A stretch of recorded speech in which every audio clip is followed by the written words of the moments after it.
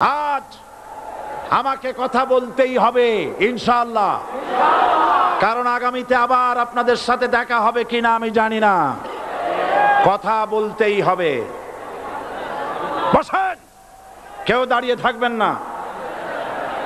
আমি দেখতে পাচ্ছি বাংলাদেশের ভাগ্য আকাশে উত্তর গগনে কালো মেঘ জমা হয়েছে, ঝড়ের পূর্বাভাস লক্ষ্য করছি। যদি মোকাবেলা করতে না পারেন সক্ষম ভাবে, এমন অন্ধকার গাঢ় কালো অমাবস্যার রাত আসতে পারে যার সুবে সাদেক হওয়া অসম্ভব। সুতরাং আপনারা কি কাপুরুষের মতো কাফের মুশরিকদের গোলামি করে মরতে চান? বিড়ালের মতো 500 বছর বেঁচে থাকার কোনো লাভ নাই। সিংহের মতো 1 ঘন্টা বাঁচতে চাই।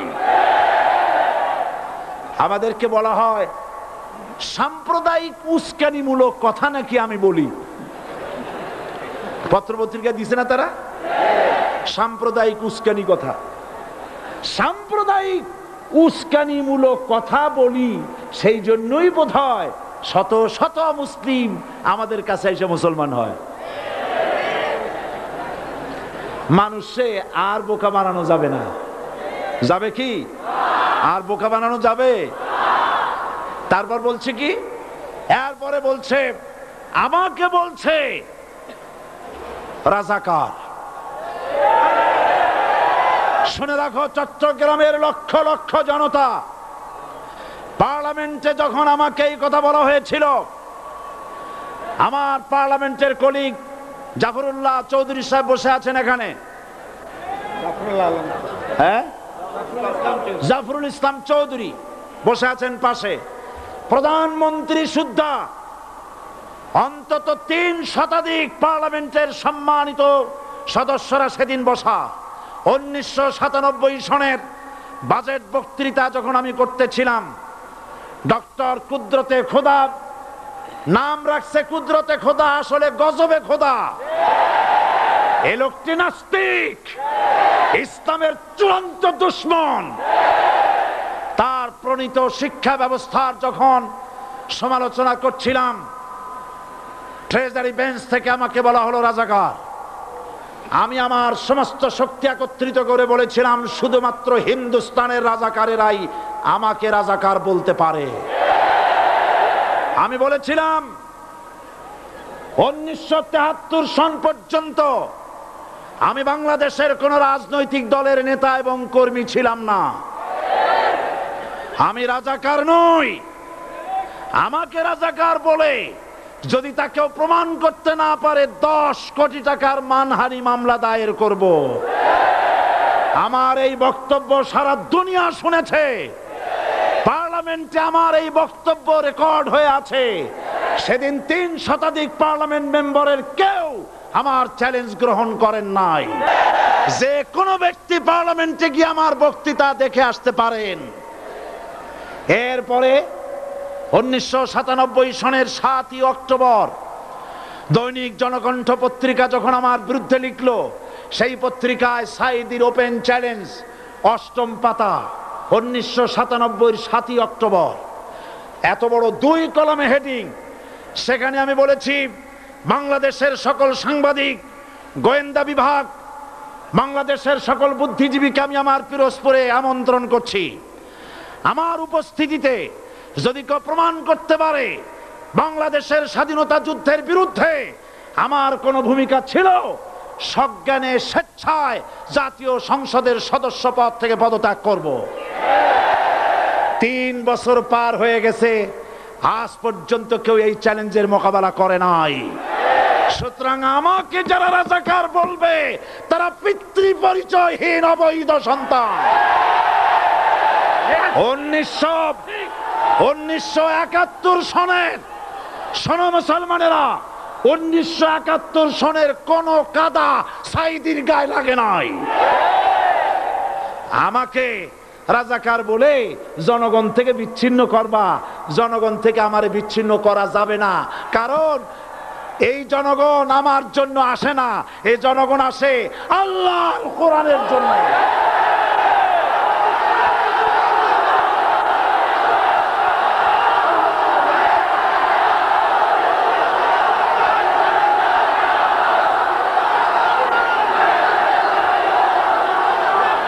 আজকে আর যারা ইসলামের কথা বলে, যারা ইসলামের কথা বলে তারাই রাজাকার, তারাই মৌলবাদী। মৌলবাদী বললে আমরা অসন্তুষ্ট হই না, কারণ মৌলবাদী শব্দটা আসছে মূল থেকে। মৌল শব্দ এসেছে মূল থেকে। মূলবাদী তার মানে যারা মূলে আছে। মূল হলো কোরআন, মূল হলো হাদিস, মূল হলেন আল্লাহ, মূল হলেন আল্লাহ রসুল। আমরা আছি মূলে। এখন বলেন তো মূলের শক্তি বেশি না আগার শক্তি বেশি? আমাদের যারা মৌলবাদী বলে ওরা হলো আগাবাদী। মূলে আছে কত কোটি? 12 কোটি। মূলে আছে কত কোটি? আর আমাদের যারা মৌলবাদী বলে ওই থাকো গাছের আগায়, আমরা মূলে।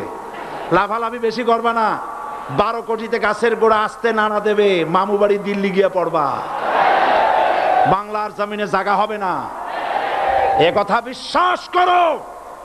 বাংলাদেশের মুসলমানদের শরীরে এক বিন্দু রক্ত থাকতে শয়তানের তৈরি করা ধর্ম নিরপেক্ষ মতবাদ বাংলার জমিনে কায়েম হতে দেওয়া হবে না, হবে না।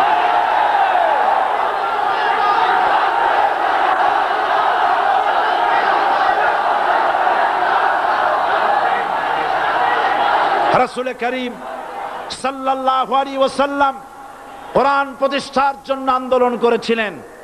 আয়াতুল কুরসি আমাদের সে কথাই শিখেছে।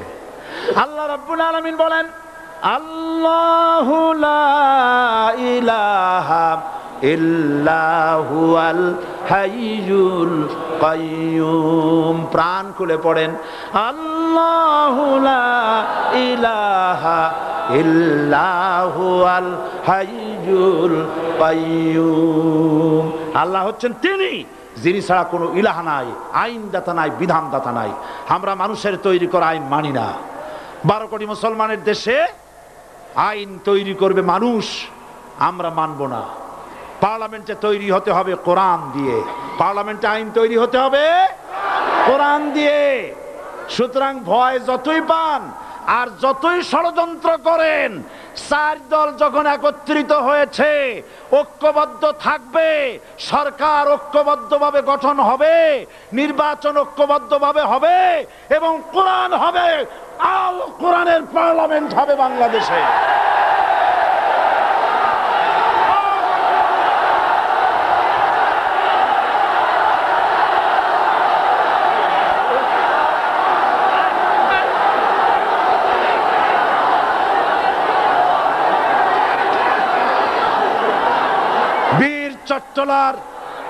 বীর চট্টলার মুসলমানেরা, বীর চট্টলার মুসলমানেরা স্বাধীনতার ঘোষণা এই চট্টগ্রাম থেকে স্বাধীনতার মহান ঘোষক প্রেসিডেন্ট জিয়াউর রহমান সাহেব দিয়েছিলেন।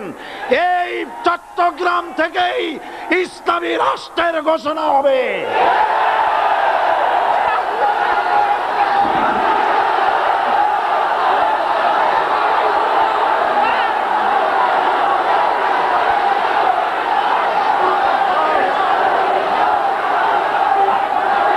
আশাবাদী আপনারা অবশ্যই তা পারবেন। আমি 100% বিশ্বাস করি ইনশাআল্লাহ।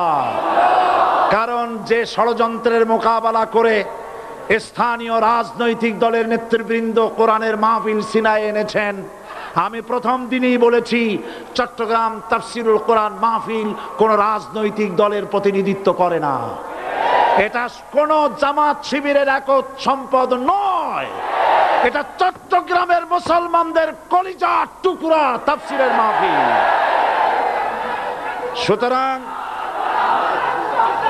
এই মাহফিল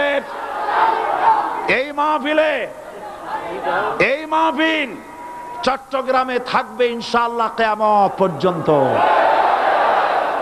144 ধারা 288 হয়ে গেছে, ষড়যন্ত্র পায় পায় চলে গেছে।